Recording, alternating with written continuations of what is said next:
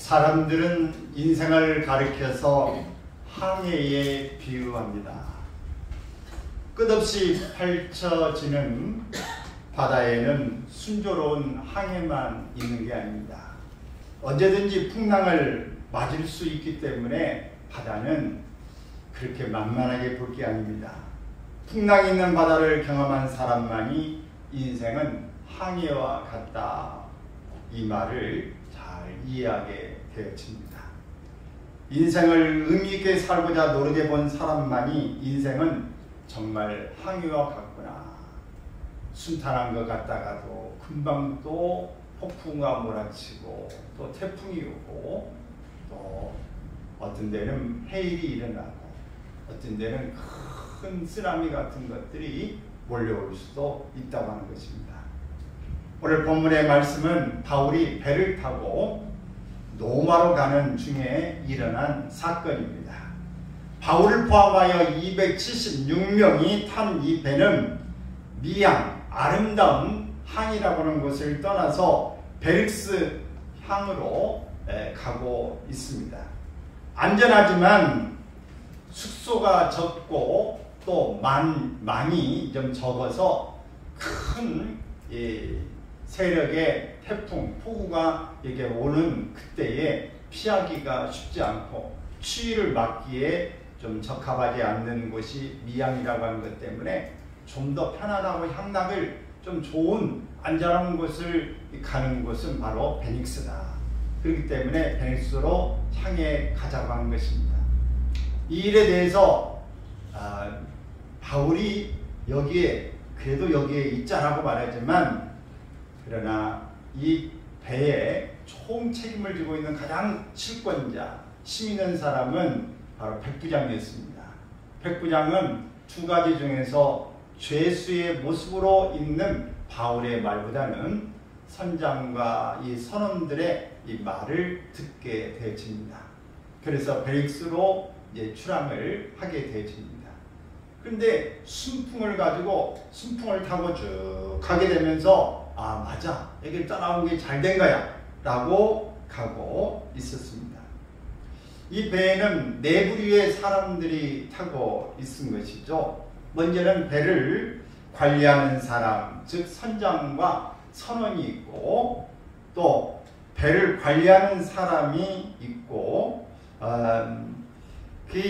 선장과 이 선원들은 기술이 있고 또 재능이 있고 또 그들에게 능력이 있습니다. 그래서 충분히 이런 상황 가운데 우리가 모험을 해볼 수 있다라고 생각하는 그런 부류의 사람입니다. 또 죄수들을 감시하는 군인들과 이들을 대표하는 백부장이 있고요. 이 배에서 최고의 권력을 갖는 사람, 또 결정권 있는 사람들인 것이죠. 또 사업을 하는 선주와 물주들이 있습니다. 물건을 가지고 장사해서 큰 돈을 벌겠다고 하는 무리들인 것이죠. 또 대체는 아무 자유도 없고 권리도 없는 죄수들이 있습니다. 이런 네 부류들이 타고 있는 것이죠. 바울도 죄수의 몸으로 로마로 가는 그런 여행에 큰 태풍을 만나게 되어진 것입니다. 이 누라굴러라고 하는 것은 지중해 부는 강력한 태풍입니다. 이 태풍은 북동풍으로 계절풍에 속합니다. 우리나라도 이제 계절풍이 좀 늘 있지 않습니까? 이 계절풍이 부는데 이것은 매년 불어오는 태풍이기 때문에 바울이 가지 말자고 이렇게 한 것입니다. 원래 이 항해하는 사람들은 날씨와 계절을 굉장히 따집니다. 그리고 이 조수의 변화가 있는 한 달에도 어느 때가 가장 적합한가, 고기를 잡을 때에도 또 이 배를 출항하는 것도 시기를 상당히 조심스럽게 따지고 가는 것입니다.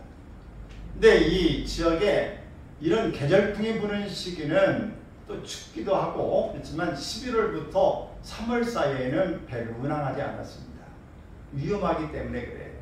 근데 지금 이렇게 배가 가는 시기는 금식일이 끝나는 시기였기 때문에 대속죄일인 것이죠. 그래서 지금 환산해 보면 대개 10월, 우리 태양력으로 볼 때 10월 10일경쯤, 그러니까 이 계절풍이 곧 오는 이제 시기가 되어지는 것이죠. 그래서 바울 사도는 선교 여행을 많이 했어요. 1차, 2차, 3차 이런 선교 여행을 많이 해본 경험이 있기 때문에 바다에 대해서 잘 알고 있습니다.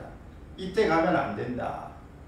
이 경험적으로 바울이 만류를 한 것인지 아니면 기도하고 하나님께서 말씀하신 것을 이렇게 대언한 것인지는 정확하게 이 본문에 나와 있지 않습니다. 그러나 바울 사도는 이렇게 가지 말자고 한 건데 결국은 이 백부장이 선주들 이 말을 따르게 되어진 것이죠. 우리는 모든 일을 중요한 일일 때 특히 기도하고 결정해야 됩니다. 아멘. 기도해야 돼요. 근데 기도하고 결정해야 되는 거 알아. 근데 나는 기도하면 응답이 없어. 하나님의 음성이 안 들려. 그래 기도해봐야 소용없어. 기도는 하지만 목사님이나 어떤 분들 기도한 분들은 음성이 들린다, 꿈을 꾼다. 근데 나는 그런 게 또 없어. 하나님 기도해봐야 별 상관없어. 그냥 내가 하는 대로 하는 것이지 이렇게 생각할 수 있습니다. 그러나 아닙니다.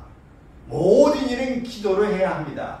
직접적으로 하나님이 응답하셔서 꿈에 나타나시든 이게 마음으로 오든 하나님 어떤 현상으로 오든 몸의 어떤 진동이나 또 확신이나 이런 걸로 오든 어떤 걸로 응답을 받을 수 있지만 그게 오지 않는다고 해도 기도해놓고 응답이 안 오면 경험과 상식과 모든 것을 동원해서 결정하는 것이에요.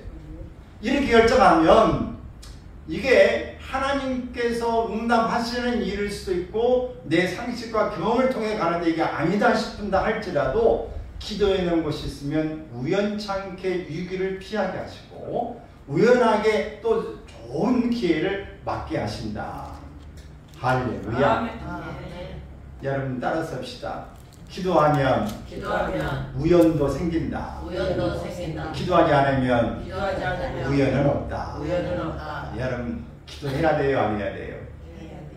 응답이 직접 없다고 기도하지 않는 게 아니라 응답을 못 받은다고 해도 기도해야 된다. 그러면 하나님께서 기도의 응답은 가는 가운데 우연 같지만 기도의 응답으로 오기도 하신다라고 하는 것입니다.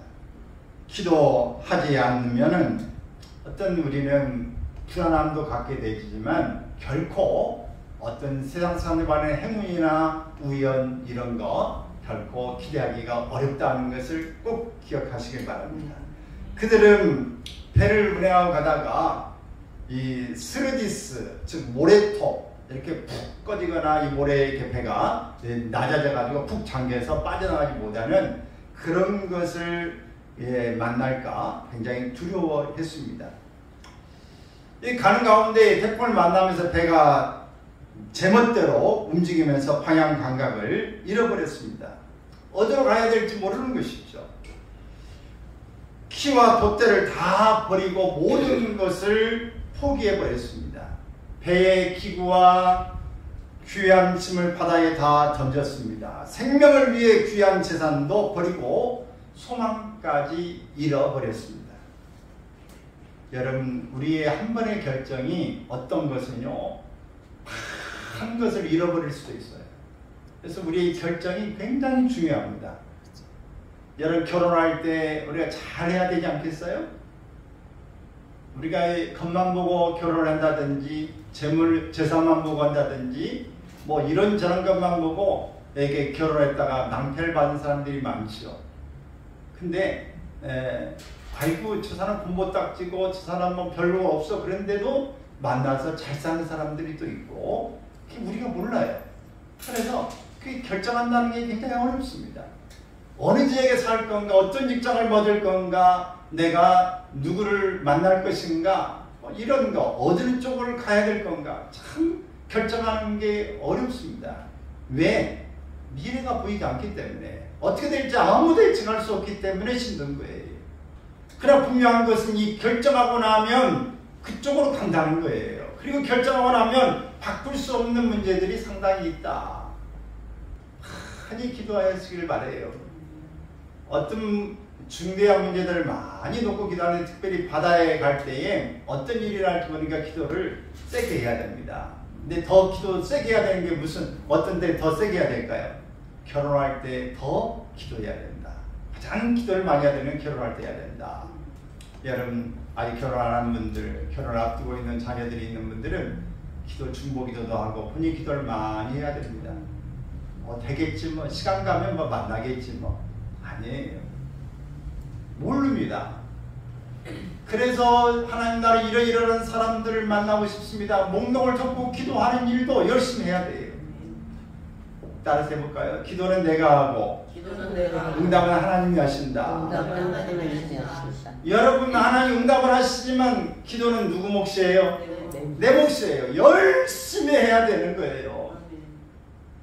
하나님 다 하시겠지 뭐. 믿음도 좋은 것 같지만 믿음이 별로 안 좋아요. 믿음이 좋은 사람 하나님한테 기도하는 거예요. 하나님이 잘해주세요라고.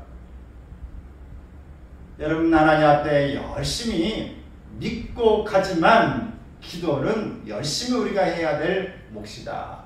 그리고 열심히 찾아야 합니다. 열심히 기도하고 열심히 찾고 두드리고 여러분 나가야 될 줄로 믿습니다.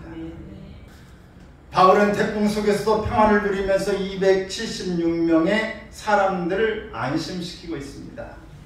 이제 풍랑 속에서도 바울이 누리는 평안의 비결이 무엇인지를 생각해 보려고 합니다. 먼저는 하나님의 말씀을 들었기 때문에 바울은 평안함을 누릴 수 있었습니다.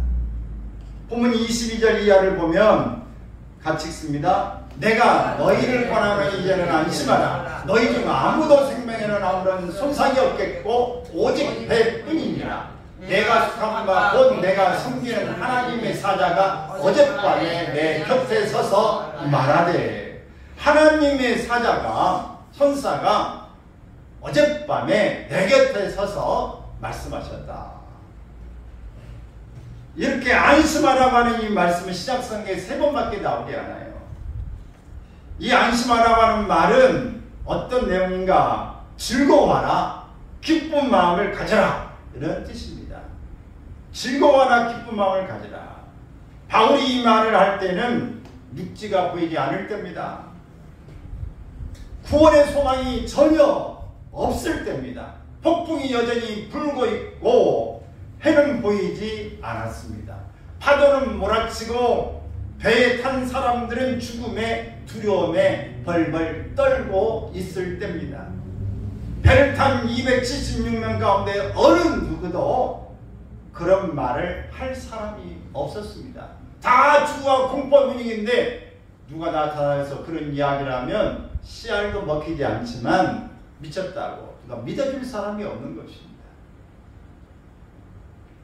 그 상황에서 이 바울 사도는 이렇게 말합니다. 여러분 안심하십시오. 마음을 놓으십시오. 이젠 기쁨을 가지십시오.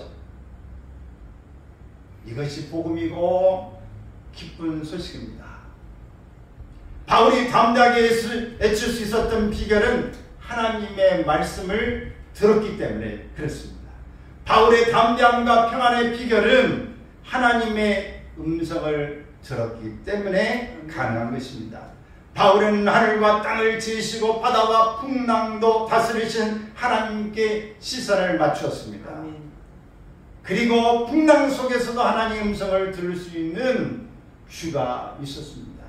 여러분, 귀는 다 똑같이 여기 붙이고 다니는 거예요. 귀는 똑같이 있지만 그러나 하나님의 음성을 똑같이 듣는 귀는 아닙니다. 어떤 사람은 사람의 말만 듣고 어떤 사람은 세상의 말만 듣는 귀가 있어요. 하나님의 음성, 자연에서 오를 주는 그런 소리는 듣지 못하는 귀가 있습니다. 하나님과 연결된 교제가 있기를 바랍니다. 하나님께 시선을 맞추시기를 바랍니다. 그래야 하나님의 음성을 들을 수 있는 귀가 열리게 되어집니다. 사랑하는 여러분, 지금 인생의 바다에서 여러분 두려워하십니까? 두려운 일이 여러분 마음이 있으십니까? 내 삶에 대한 하나님의 인도하심이 말씀을 통해 들려오고 있는 한 풍랑은 두려울 것이 아닙니다. 나를 향해 덮쳐오는 거센 풍랑 속에서도 주님을 찬양하며 나아갈 수 있는 평안함의 비밀은 주님의 음성을 들어야 합니다. 주님의 음성에 귀를 기울이시기 바랍니다. 여행지를 정하고 목적지를 향해 가는데 방황하고 더군다나 밤이 되어지면서 아무것도 보이지 않는 그때에 희미하게 나이트에 비치는 이 이정표를 보는 그 순간에 두려움은 사라집니다. 누군가 경험담을 들려주며 방향을 제시해줄 때에 그동안의 고민과 두려움은 다 사라지게 되어집니다. 거친 풍랑 속에서도 우리가 주님의 품에 안겨서 우리 주 앞에 있을 때에 모든 것들은 평안함을 누릴 수 있을 줄로 믿습니다. 할렐루야.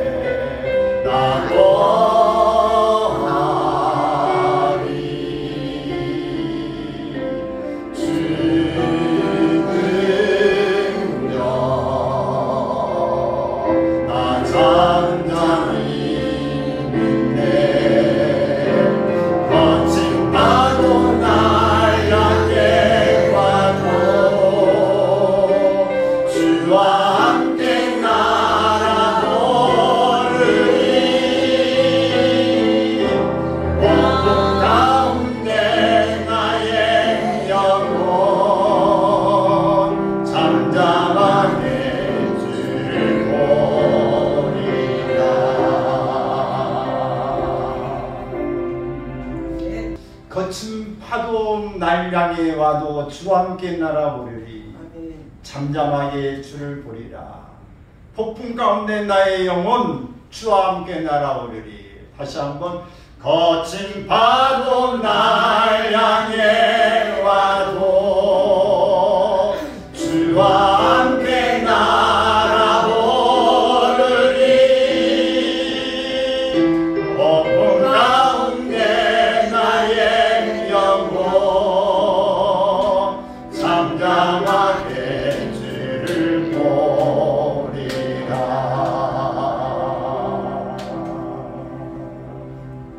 아멘.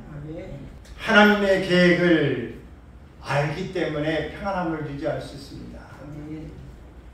하나님의 음성을 들을 때 평안함을 유지할 수 있고 하나님의 계획을 알 때엔 평안함을 유지할 수 있어요. 24절에 보면 읽습니다. 바울아 두려워하지 말라. 내가 가이사 앞에 서야 하겠고 또 하나님께서 너와 함께 항해하는 자를 다 내게 주셨다 하였으니. 네가 가이사 앞에 서야 되겠다. 276명을 내가 다 너에게 주셨다. 이렇게 말씀하셨어요.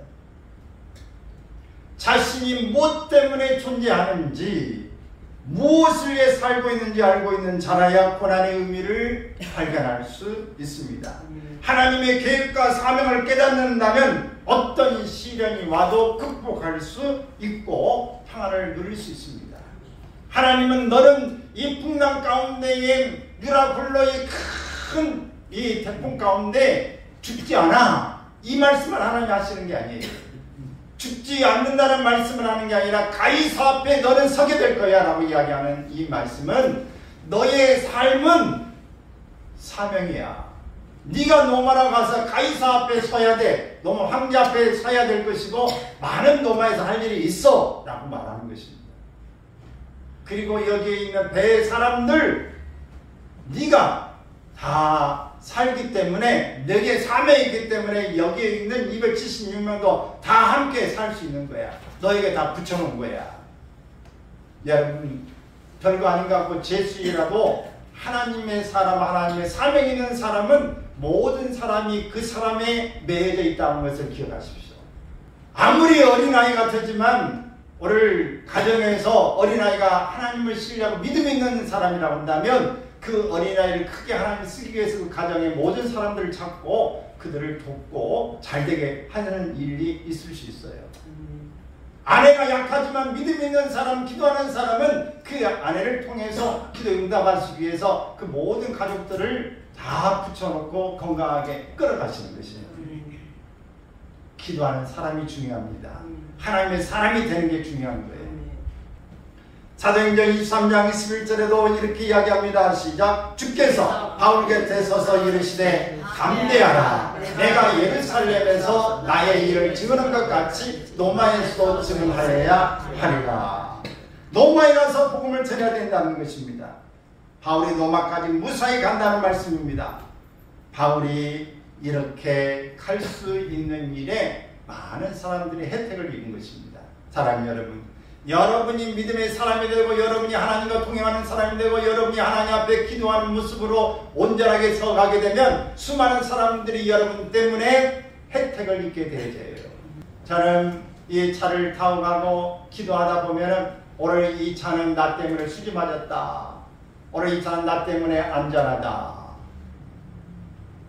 내가 어디 가서 있으면 여기 이곳은 안전하다. 왜? 내가 있기 때문에. 여러분 이 정도 자부심을 갖기를 축원합니다. 아멘. 아멘. 이 장은 나 때문에 든든하다. 이 집은 나 때문에 든든하다. 잘 된다. 오늘 이 교회는 오늘 지구촌 교회는 나 때문에 잘 된다. 아멘. 오늘 나 때문에 부흥된다. 아멘. 오늘 이런 생각을 갖기를 축원합니다. 아멘. 여러분 최소한 여러분들이 이런 자존감, 이런 마음을 갖고 움직일 때에 여러분 속에 하나님의 사람으로서의 자부심을 갖는 거예요. 오늘 단순히 예배자만이 아니라 단순히 하나님 앞에서 그냥 서 있는 사람이 아니라 내가 최고의 예배 주인공이고 최고로 나는 지구촌 교회에 정말 기여하는 사람이다. 오늘 이런 마음이 있기를 바랍니다. 아멘. 내가 기도하기 때문에, 내가 봉사하기 때문에, 내가 헌신하기 때문에, 내가 하나님 앞에 귀한 존재이기 때문에 오늘 이곳은 든든히 서간다. 오늘 이런 마음이 있어지기를 축원합니다. 여러분을 향한 하나님의 계획을 알고 계십니까?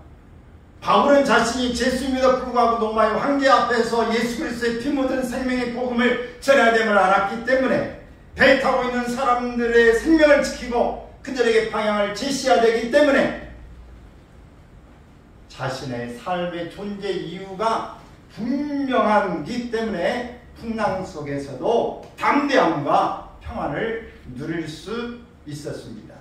이런 주님의 뜻을 깨닫기를 바랍니다. 직장에 처음 가게 되면은 얼떨떨하죠. 두렵죠. 마음 어떻게 해야 되나 하는 그런 불안감을 갖게 됩니다. 그런데 여기가 당신의 책상입니다. 여기가 바로 당신의 컴퓨터고 모든 이 작업 도구입니다. 그리고 여기에 앉고 그 다음에 교육을 받고 또 먼저 선임자나 모든 사람들이 이렇게 하는 겁니다 하고 가이드를 이렇게 해주게 될 때 반쯤 안심이 되어지는 것이고 점차 익숙해 가게 되어집니다. 누군가 안내하지 않으면 아무것도 모르는 속에서 우리는 내가 그 자리에 가기는 갔는데 뭘 해야 되는 거야? 어떻게 해야 돼? 아무것도 모르는 그런 일을 갖게 될 때 우리는 정말 두렵고 이거 뭐지? 라고 하는 그런 마음을 갖게 됩니다. 여러분, 오늘 하나님 앞에서 하나님께 나를 향한 계획이 무엇인지를 알고 계십니까? 오늘 이런 계획이 여러분 속에서 분명하게 드러나기를 바랍니다. 아주 먼 옛날부터 여러분을 향한 계획이 있었다는 사실을 아십니까?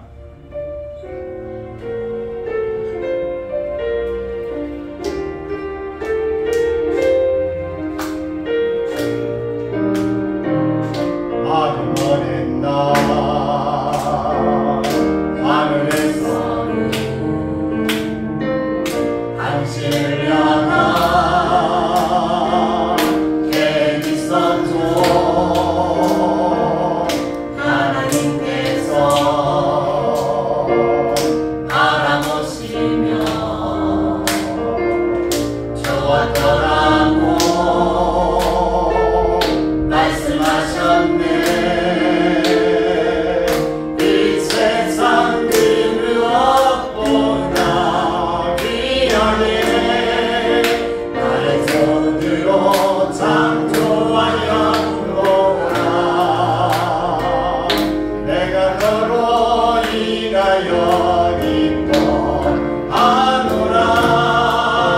내가 너를 사랑하노라. 아멘.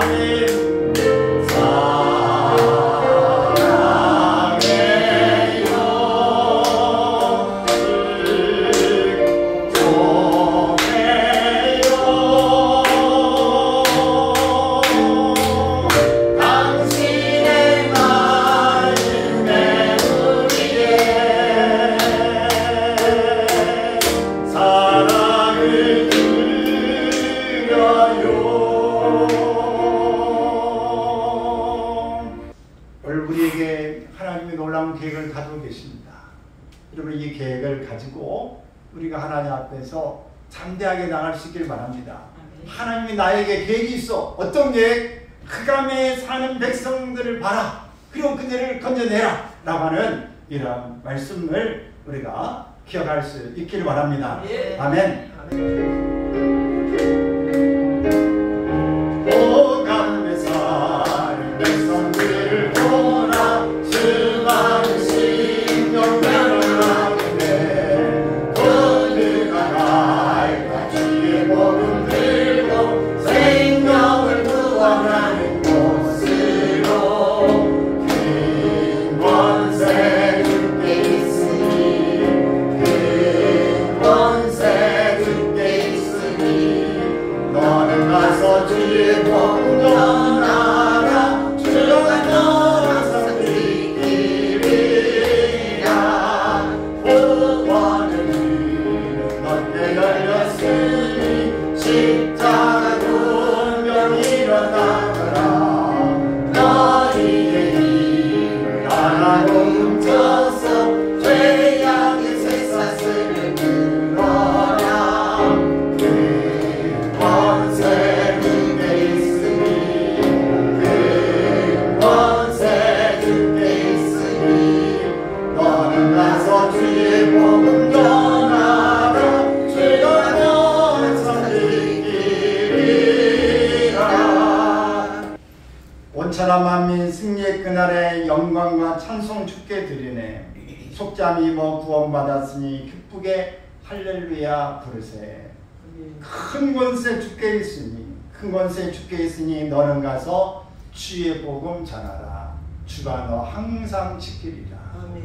오늘 하나님의 계획을 아는 이 바울 사도가 평안함을 그 태풍 가운데서도 유지할 수 있었던 비결입니다. 하나님의 음성을 듣고 하나님의 계획을 깨달은 이 바울 사도, 바로 이것을 알기에 그는 전적으로 하나님을 신뢰할 수 있었습니다. 하나님을 신뢰한 그 모습을 통해서 하나님은 바울을 더욱더 귀히 여기신 것입니다. 25절의 말씀이 있습니다. 그러므로 여러분이여 안심하라. 나는 내게 말씀하신 그대로 되리라고 하나님을 믿노라. 그런즉 우리가 반드시 한 섬에 걸리리라. 거센 풍랑 속에서도 바울의 고백은 하나님의 약속을 믿고 담대히 외치고 있습니다. 흔들리지 않는 하나님에 대한 전적인 믿음을 보게 됩니다. 이와 같은 믿음이 담대함과 평안함을 누릴 수 있는 비결입니다. 믿음이 있으면 여러분 담대해지고 담대함이 있으면 평안함이 따라오는 것입니다. 마태복음 14장에 보면 풍랑을 만난 제자들에게 예수님께서 다가오셨습니다. 그리고 겁에 질린 제자들에게 이렇게 말씀합니다. 시작. 안심하라. 난이 두려워하지 말라. 시작. 안심하라. 난이 두려워하지 말라. 여러분, 두렵고 힘들고 태풍이는 폭풍이는 밤새도록 너를 저어도 가지 않는 그 상황 가운데 예수님께서 내 인생에 다가오셔서 안심하라. 난이 두려워하지 말라. 오늘 이런 음성이 들린다면 어떻겠어요? 나는 여러분들이 다 이런 음성이 들려질 줄 믿습니다. 듣기를 사모하시기 바랍니다. 제자들에게 주님은 이렇게 또 말씀하셨어요. 안심하지 못하고 두려워하는 제자들에게 믿음이 작은 자여 왜 의심하였느냐? 왜 믿음이 작느냐? 그렇기 때문에 너희들의 의심이 많지 않느냐? 조금만 더 주님을 신뢰할 수 있었다면 풍랑 속에서도 찬양할 수 있었을 것이다. 우리에게 위기가 오면 두려움을 갖는 것은 모든 사람 다 똑같습니다. 그러나 그 두려움 속에서 어떤 사람은 똑같은 두려움을 만나지만 두려움을 극복하고 오히려 찬송하면서 우리에게 담대함을, 평화를 누릴 수 있는 비결은 하나님의 대한 신뢰가 있을 때, 하나님의 계획이 있을 때, 하나님의 음성을 내가 들을 수 있을 때 나타나는 줄로 믿습니다. 34절 이하의 말씀을 보면 바울은 배 갑판에 사람을 모으고 하나님께 감사를 드리고 음식을 먹게 합니다. 14일 동안이나 그들은 쫓기면서 그걸 아무것도 먹지 않고 그들이 이렇게 올라오고 그러기는 어렵겠죠. 근데 여러분, 저는 고등학교 때 수학여행을 갔던 기억이 있는데 배를 타고 갔었어요. 근데 그때에 이게 큰 태풍은 아니지만 바람이 이렇게 상당히 좀 이렇게 살랑살랑 불어가지고 배에서 멀미가 나니까 아무것도 먹기가 싫고 토해내는 그런 일을 했던 기억이 있습니다. 여러분, 근데 이 유라블라 같은 큰 태풍이 오면은 뭐 이 제수들이란데 뱃사람이 아닌 사람도 그렇지만 뱃사람들이라고 해도 그 배도 비슷해요. 배를 타고는 배나 자기 배나 배는 똑같은 배예요. 다 이 태풍 가운데 흔들흔들하니 매우 힘들어요. 그래서 먹는다고 해도 그걸 얼마나 먹겠어요. 그냥 이게 먹는 게 매우 힘들고 간단히 안 죽기 위해서 어떻게 되면 흔들린 가운데 뭐 간단히 이렇게 먹는 것밖에는 먹을 수 없었을 것입니다. 그런데 올라와라. 갑판에 사람들 다 불러 모으고 이제는 안심하라. 그래서 먹을 것을 다 먹자. 이렇게 다 죽지 않는다. 한 사람도 여기서 죽지 않는다. 여러분이 삶의 풍랑이 일어난다면 여러분 왜 낙심하고 왜 좌절하고 절망할까요? 주님의 음성을 듣지 못하고 그분의 뜻을 깨닫지 못하고 믿음이 없기 때문에 아닙니까? 여러분, 지금 우리가 지나오면서 어쩌면 큰 위기를 만났을 수도 있어요. 없을 수도 있어요. 근데 지금 만나고 있을 수도 있습니다. 지금 과거도 그렇고 지금도 큰 듀라블 같은 나는 만나지 못했어 라고 할 수 있어요. 근데 앞으로 남은 인생 가운데 그런 또 위험을 만날 수도 있습니다. 암이 걸릴 수도 있고 사고를 당할 수도 있고 어떤 문제가 혹 나에게도 다가올지도 모릅니다. 여러분, 배울 만큼 배우고 유명하게 집안에 훌륭하고 석학이고 대단하고 정말 내가 큰 꿈을 꾸고 가야 되는 그 목표가 분명한 사람도 갑자기 일본에 선교사로 가야지 라고 했다가 암이 걸려가지고 직장암 말깁니다. 선고받고 가지 못하고 이제 한국에서 병원에 입원해가지고 죽기 전에 내가 이 사람들에게 병원에 전도해야 되겠다. 이렇게 이야기하면서 그냥 전도 이렇게 하고 교회에서 총동원 주기를 하는데 매일 이렇게 전도하면서 46명을 전도해서 데려갔고 결국은 직장암 말기로 세상을 떠났다고 합니다. 정말 예수님을 만나고 일본에 선교사로 가려고 했는데 암이 걸려서 그렇게 좌절하고 말 때에 10살 된 딸이 엄마, 아빠가 그렇게 전도하고 그러는데 이 병원에서 했던 거 이제 엄마가 해. 그래 그 이야기를 듣고 엄마가 이 세브란스 병원에서 서울 거기에서 이 전도사로서 사역을 그렇게 했다고 하는 간증이에요. 그리고 그 아들이 아버지 뒤를 따라서 일본에 선교사로 갔다고 하는 이야기입니다. 한 사람은 그렇게 죽었는데 그런 열매를 이렇게 맺히고 그렇게 살았어요. 여러분 우리의 인생에 정말 다 준비되어 있고 어떤 일을 가지고 있다가도 누나와 같은 큰 풍랑을 만날 수 있어요. 지금까지는 괜찮았는데 만날 수 있습니다. 그때 여러분 실망하고 좌절하실 것입니까? 여러분 어떤 문제가 와도 우리는 하나님 끝까지 음성 듣고 계획을 깨닫고 우리가 하나님을 신뢰하는 마음을 변치 않기를 바랍니다. 어차피 우리 인생을 한번 왔다가 한번 가는 거예요. 아프면 병원에 가고 오늘 건강을 유지하기 위해서 최선을 다해서 해야 되죠. 그러나 그래도 안 되면 하나님을 찬양하는 것입니다. 기도하는 것이 내 남은 생애 가운데 내가 무엇을 해야 되는지를 생각하면서 사는 것입니다. 너무 초조하고 불안하고 오늘 안절부절하고 낙심하고 그렇게 살 필요가 없는 것입니다. 오늘 우리의 인생은 하나님께서 보내주셨고 하나님이 잘 알고 계십니다. 그러므로 우리의 모든 삶의 주인은 하나님이라는 것을 인정하시고 멋진 모습으로 갈 수 있기를 바랍니다. 언제든지 평안함이 깨지지 않기를 바랍니다. 따라서 합시다. 나는 어떤 상황에서도 평안함을 유지하고 살 겁니다. 평안함을 유지하고 살 겁니다. 아멘. 아멘. 그러기위해서 세 가지 것 어떻게 하라고요? 하나님의 음성을 듣고 하나님의 계획을 깨닫고 하나님을 전적으로 신뢰하는 것입니다. 바로 이런 모습을 가질 때 반드시 그렇게 되어질 줄로 믿습니다. 399장에 보면 어린 양들아 두려워하지 말라. 우리 이 말씀을 하고 계세요. 그분이 우리 창조자 하나님이라는 사실을 우리에게 말씀하고 있습니다.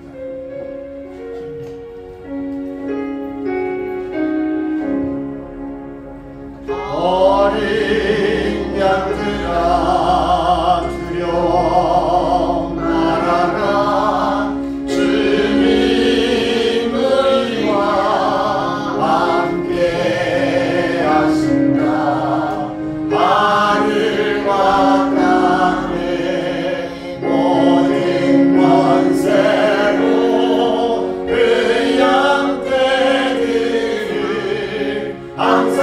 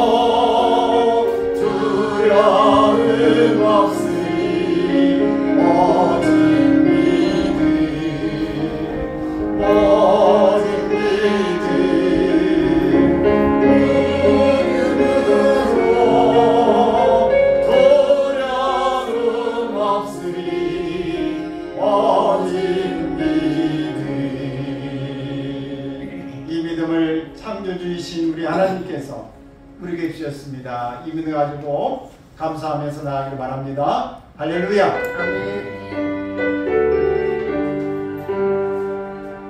창조의 주 아버지께 감사 찬송 드립니다.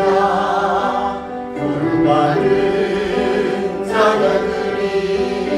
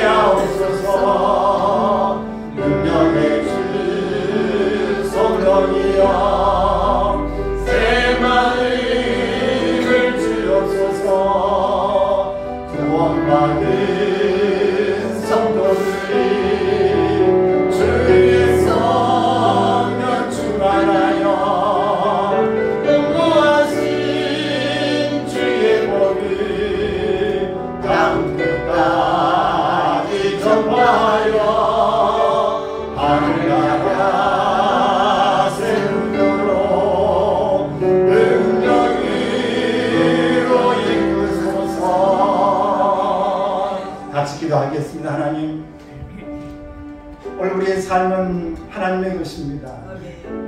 하나님으로부터 말미암았고 하나님께로 인하여서 우리 남은 생애도 이끌어 가게 될 것입니다. 우리의 계획보다 하나님의 계획이 앞섭니다.